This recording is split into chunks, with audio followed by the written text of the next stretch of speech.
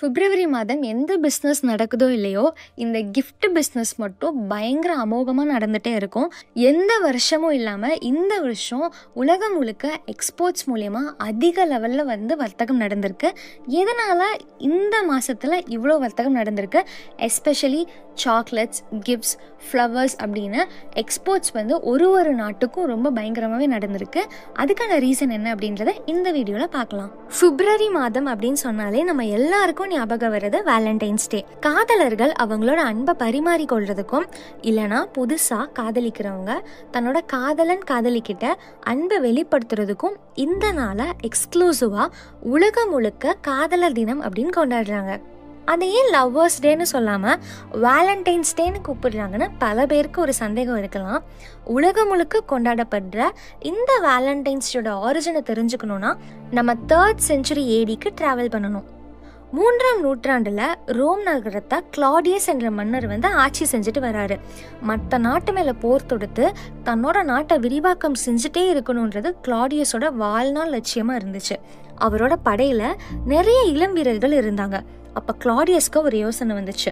நம்ம சோல்ஜர்ஸ் நல்லா ஃபைட் பண்ணுறாங்க தான், ஆனால் யார் கல்யாணம் பண்ணிக்காமல் இருக்காங்களோ, யார் ஒரு கமிட்மெண்ட்குள்ளே போகாமல் இருக்காங்களோ அவங்களால இன்னும் ஃபுல் ஃபோக்கஸ்டாக ஃபைட் பண்ண முடியும் அப்படின்னு நம்பினார். அதனாலேயே அவர் நாட்டில் இருக்கிற இளம் வீரர்கள் யாருமே கல்யாணம் பண்ணிக்க கூடாது, காதலிக்க கூடாது அப்படின்னு சட்டம் கொண்டு வந்துடுறாரு. அதை யாரும் பின்பற்றலைன்னா கடும் தண்டனை விதிக்கப்படும்னு சட்டம் கொண்டு வராரு. அதே ரோம் நகரத்துல வாழ்ந்த ஒரு பிரீஸ்ட் தான் வேலண்டைன் எதை நம்புறாரோ இல்லையோ, அன்பையும் காதலையும் ஒரு சட்டத்துக்குள்ள அடைக்கிற முடியாது. யாருனாலும் எப்பனாலும் அவங்க அன்பை பரிமாறிக்கொள்ளலாம். காதல் அன்பு தான் இந்த உலகத்தை இயக்குது அப்படின்னு சொல்லி நம்பினாரு. அதனால கிளாடியஸ்க்கு தெரியாம நிறைய காதலர்களுக்கு திருமணம் மூலியமா ஒரு பந்தத்தை ஏற்படுத்தி கொடுக்கிறாரு. ஆனா இது ரொம்ப நாள் கிளாடியஸ் கிட்ட இருந்து மறைச்சு வைக்க முடியல. இந்த விஷயம் கிளாடியஸ்க்கு தெரிஞ்ச உடனே வேலண்டைனை அரெஸ்ட் பண்ணி சிறையில அடைக்கிறாரு. அவருக்கு மரண தண்டனையுமே விதிக்கிறாரு. அப்ப கூட வேலண்டைன் சிறைக்குள்ள அன்பு காதலை பத்தி எல்லாருக்கும் போதனை பண்ணிட்டு இருக்காரு. சிறை காவலாளியோட பொண்ணுக்கு அன்பை பத்தி கடைசியா ஒரு லெட்டர் எழுதுறாரு. அந்த லெட்டரோட கடைசியில வித் லவ் ஃப்ரம் வேலண்டைன் அப்படின்னு முடிக்கிறாரு. சரியா பிப்ரவரி 14 அன்னைக்கு அவருக்கு மரண தண்டனை நிறைவேற்றப்படுது. வேலண்டைனோட சாக்ரிஃபைஸை ரெஸ்பெக்ட் பண்ணுற விதமாக பிப்ரவரி 14 வேலண்டைன்ஸ் டே அப்படின்னு ரோம் நகரத்தில் கொண்டாட ஆரம்பிக்கிறாங்க. பிப்ரவரி 14 அன்னைக்கு தன்னோட காதலிக்கிட்ட கடிதம் மூலமாக அன்பை பரிமாறிக்கொள்கிறாங்க. அப்போ அந்த கடிதத்தோட கடைசியில் வித் லவ் வேலண்டைன் அப்படின்னு எல்லாரும் எழுதி அவங்களோட அன்பை பரிமாறிக்கொள்கிறாங்க. 14th and 15th century வரைக்கும் லவ் லெட்டர்ஸ் மூலியமா பிப்ரவரி 14 அன்னைக்கு தங்களோட காதலை பரிமாறிக்கொள்றாங்க.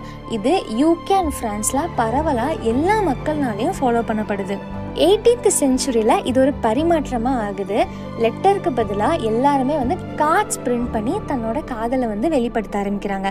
19th centuryல தான் லவ் லெட்டர்ஸ், கார்ட்ஸ், சாக்லேட்ஸ் அப்படின்னு சொல்லிட்டு வேலண்டைன்ஸ் டேவை ஒரு அன்பை பரிமாறிக்கொள்கிற நாளாகவே உலகம் முழுக்க எல்லாரும் ஃபாலோ பண்ண ஆரம்பிக்கிறாங்க. இந்த நவீன உலகத்தில் 2025 வேலண்டைன்ஸ் டே எப்படி இருக்குன்னா, லெட்டர்ஸ் மூலியமாகவும், கார்ட்ஸ் மூலியமாகவும், சாக்லேட்ஸ் மூலியமாகவும், எக்ஸ்போர்ட் பண்ணுற கிஃப்ட் மூலியமாகவும் உலகம் முழுக்க காதலர்கள் அவங்களோட அன்பை பரிமாறிக்கொள்கிறாங்க. பல நூற்றாண்டுக்கு முன்னாடி ஏதோ ஒரு சாதாரண மனிதர்னால ஸ்டார்ட் பண்ணப்பட்ட இந்த நாள் இப்போ எல்லாருனாலையும் வேலண்டைன்ஸ் டே அப்படின்னு உலகம் முழுக்க கொண்டாடப்படுது. இதுதான் பிப்ரவரி 14 அன்னைக்கு ஏன் வேலண்டைன்ஸ் டே கொண்டாடுறோம் அப்படின்ற அந்த நாளுக்கு பின்னாடி இருக்கிற இந்த ஒரு கதை.